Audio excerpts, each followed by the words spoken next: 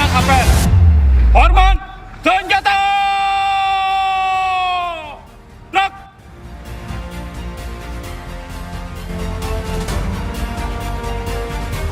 Untuk kelancaran pemilu 2024, maka Polres Aceh Utara didukung TNI, instansi terkait, dan mitra Kamtipmas lainnya akan melaksanakan pengamanan tahap pemungutan suara di setiap TPS yang berada di wilayah hukum Polres Aceh Utara selama 4 hari.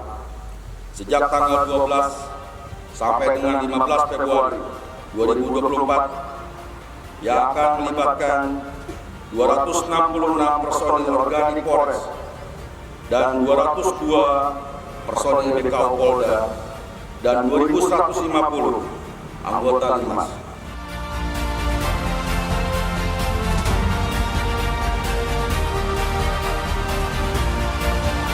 Dalmas, yang baru.